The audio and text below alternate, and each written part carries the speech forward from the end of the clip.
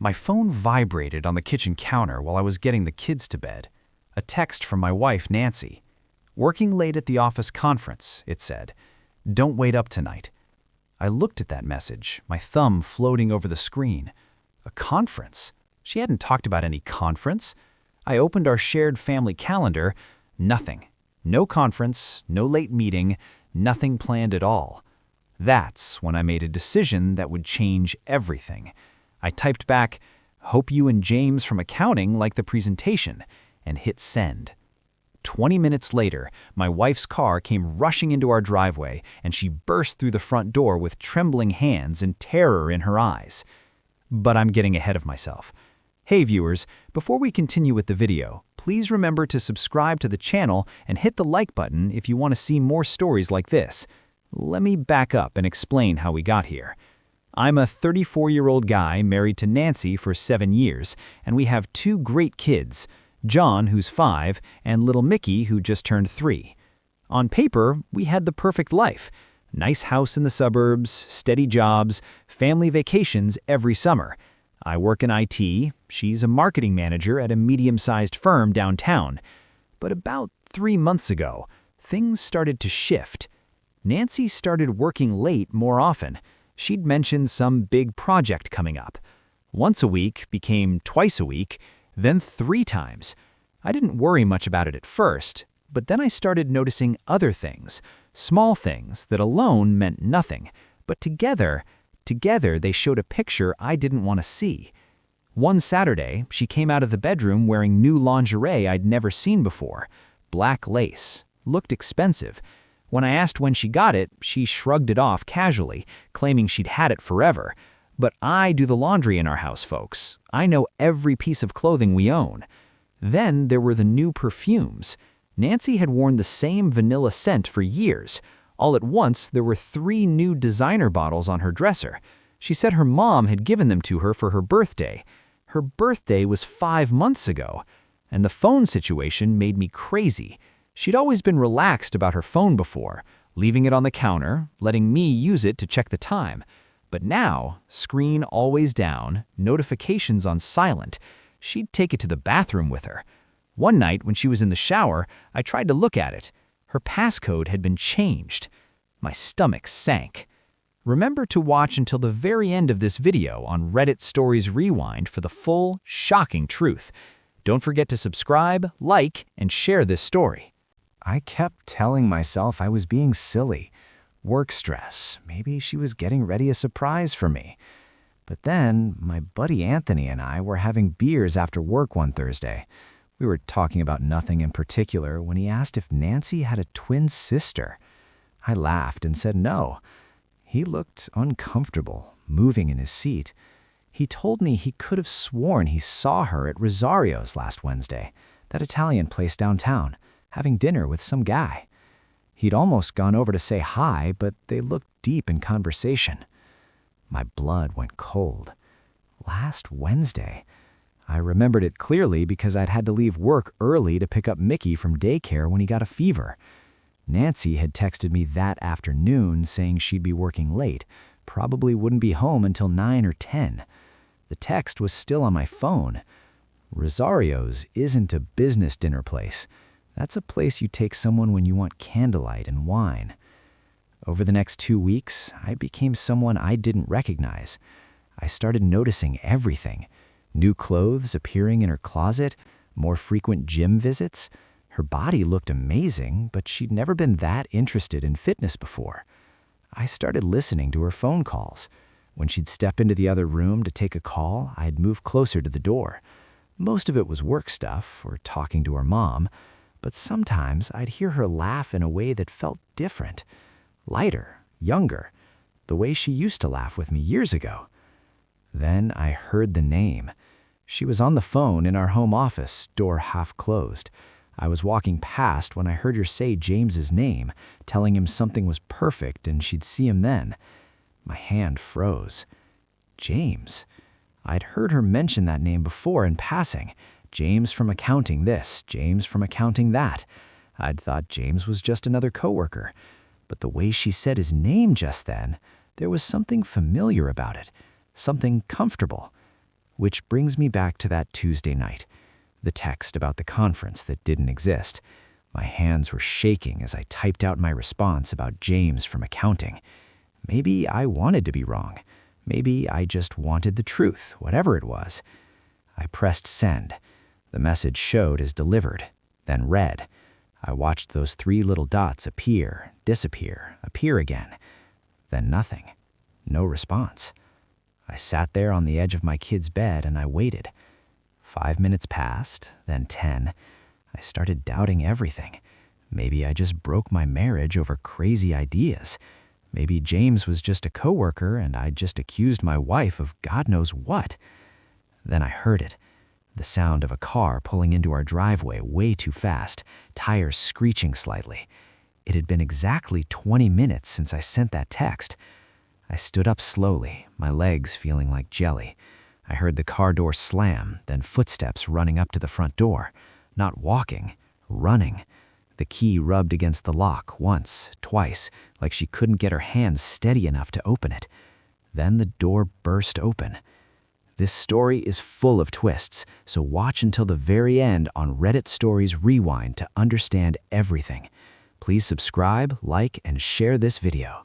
Her voice sounded through the house, high-pitched and panicked, calling out for me. I walked out of the kids' room, gently closing the door behind me so they wouldn't wake up. She was standing in the hallway, still in her work clothes, her purse holding off one shoulder. Her face was pale, completely drained of color. And her hands were shaking so badly that the keys were jingling like wind chimes. We stood there maybe 15 feet apart, just looking at each other. She opened her mouth to speak, then closed it, opened it again. Her eyes were wide, almost frightened. She finally was able to tell me we needed to talk, her voice barely above a whisper. She said that whatever I was thinking right now, whatever I believed was happening, I needed to know something. She took a shaky breath, and I saw tears coming in her eyes. It wasn't what I thought, she said. It was so much worse than that. We stood in that hallway for what felt like an eternity, neither of us moving. Nancy's chest was heaving like she'd just run a marathon. I could see the panic in her eyes, but there was something else, too. Something that looked almost like relief. She walked past me into the living room, her legs unsteady, and fell onto the couch. I followed, my heart hammering so hard I could hear it in my ears. She put her face in her hands for a moment, then looked up at me. That's when she said something I never expected. There was no James from accounting. There never had been. She'd made up that name months ago, put it in casual conversations, created an entire fictional coworker just to have a cover story. My mind was reeling. If she'd invented James, then what the hell had she been doing for the past 3 months? She stood up and walked to her purse, pulling out a manila folder I'd never seen before. Her hands were still trembling as she opened it on the coffee table. Medical documents, legal consultations, background check reports, and photographs. Lots of photographs. I leaned forward, trying to understand what I was seeing. Then I recognized one of the faces in the photos. Her brother, Derek. Nancy and I had always had a complicated relationship with Derek. He was charming, charismatic, the kind of guy who could talk his way into or out of anything. But I'd never fully trusted him. There was always something wrong about his stories. The way he'd show up with expensive things he couldn't possibly pay for on his salary. The way he'd avoid questions about his job. Nancy knew I didn't like him much, which is why she rarely brought him up. But apparently, Derek had been very busy. Nancy's voice cracked as she started explaining.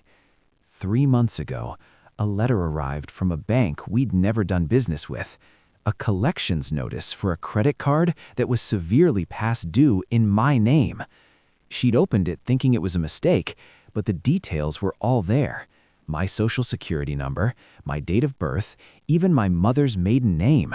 Someone had opened a credit card account in my name and had collected nearly $30,000 in charges. She'd called the bank immediately. That's when she discovered there wasn't just one fraudulent account. There were 4 credit cards, personal loans, even a car lease, all in my name, all unpaid, all destroying our credit score. The total amount? Over $80,000. My stomach dropped. $80,000? We didn't have that kind of money. We were just keeping up with our mortgage and the kids' daycare costs. The shocking reasons are revealed at the end of the video on Reddit Stories Rewind. Stay until the finish, and don't forget to subscribe, like, and share this story. Nancy told me she'd right away suspected Derek. He'd asked her for my personal information 6 months earlier, claiming he needed it to add me as an emergency contact for some family insurance policy their mother was setting up. It had seemed innocent at the time, even thoughtful, but now it made perfect sense. She'd faced him over the phone, and his reaction told her everything. He didn't deny it. Instead, he begged her not to tell me, promised he'd pay it all back, said he'd gotten in trouble with some bad people and needed the money to get out of a situation. He swore it was temporary, but Nancy knew better. She knew if we reported him to the police, he'd go to prison. He was her brother, but she also knew what this could do to our family. Our credit was destroyed. We could lose our house. I could even be held legally responsible for the debt. So she made a decision. She would handle it quietly. She hired a private investigator to track Derek's activities, to build a case, to figure out exactly how deep this went. That's who James really was. James Morrison, a PI she'd found through a legal consultation.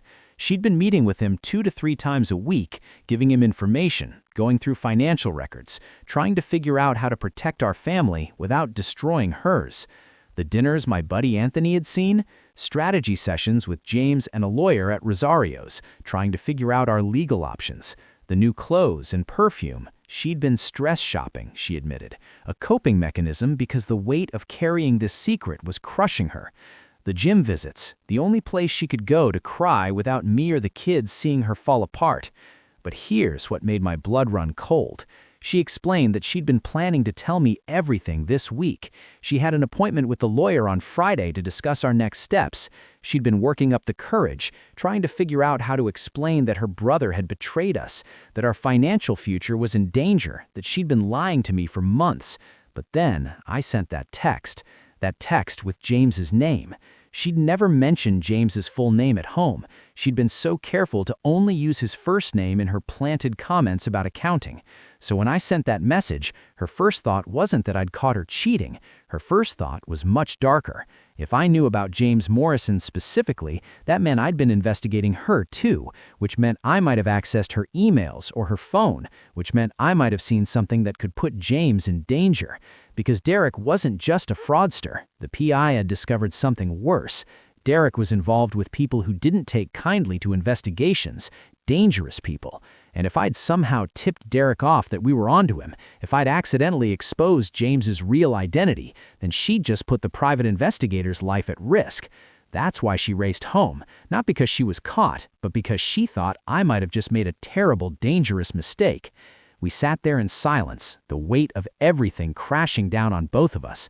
I looked at my wife, really looked at her, and saw how exhausted she was. The dark circles under her eyes that I'd blamed on late nights with another man were actually from sleepless nights worrying about our future. The distant behavior I'd read as guilt was actually the burden of protecting me from a truth she knew would devastate me. And the worst part, I realized I'd been doing the exact same thing to her. I took a deep breath and knew I couldn't keep my own secret anymore. I told Nancy she needed to sit back down because I had a confession too. For the past month, I'd been investigating her as well. I'd hired my own private investigator. I'd been tracking her location through our phone plan. I'd even managed to get into her email account 3 weeks ago by guessing her password recovery questions. The look on her face was pure shock. She asked how I could possibly know about James if I'd read her emails. I pulled out my own phone and showed her the screenshots I'd taken, messages between her and someone named James Morrison. But here's the thing that had convinced me she was having an affair. The messages were vague, carefully worded, almost coded, talking about meetings, about keeping things quiet, about not telling me yet. Without context, they read exactly like affair messages. With context, they were obviously about the investigation, but I hadn't had that context. Nancy's shock turned to something else, anger mixed with disbelief. She asked if I really thought that little of her, if 7 years of marriage meant so little that I'd jump straight to cheating instead of just asking her what was going on. And she was right. I'd let paranoia and fear override trust. I'd become someone who spied on his wife instead of talking to her. We'd both been carrying these massive secrets, both convinced we were protecting the other, both destroying the foundation of our marriage in the process. The irony wasn't lost on either of us. We'd been so busy investigating each other that we'd created exactly the kind of distance and deception we were afraid of finding. I told her about seeing the new lingerie, the perfumes, the phone behavior, every tiny thing that had fed my suspicion. She laughed, but it was a bitter sound. The lingerie was for our anniversary next month. She'd been planning a surprise romantic weekend. The phone secrecy was because she'd been coordinating with the PI and didn't want me accidentally seeing a notification. Then she asked the question that made everything real. She wanted to know what we were going to do about Derek. Not about us, not about our broken trust, about her brother who'd committed identity theft and was apparently involved with dangerous people. I told her what I thought she already knew. We had to go to the police. There was no other option. We couldn't pay back $80,000. We couldn't let him keep destroying our credit in our future. And we couldn't risk him doing this to someone else. Nancy nodded slowly, tears streaming down her face. She knew I was right, but that didn't make it easier. Derek was still her brother. Their mother would be devastated. Family gatherings would never be the same. But our kids' future mattered more than keeping the peace. We spent the rest of that night going through everything. All her documents, all my surveillance notes, piecing together the complete picture. The next morning, we contacted James Morrison and Nancy's lawyer. By noon, we were sitting in a police station filing a report. Derek was arrested 3 days later. The investigation revealed he'd done this to 2 other people as well, including his ex-girlfriend. The debts were eventually cleared from my name after we proved fraud, though it took nearly 8 months and more legal fees than I want to think about. But here's the real aftermath. Nancy and I started marriage counseling the week after Derek's arrest. We had to face the secrets, the lies, the lack of trust. It had nearly destroyed us.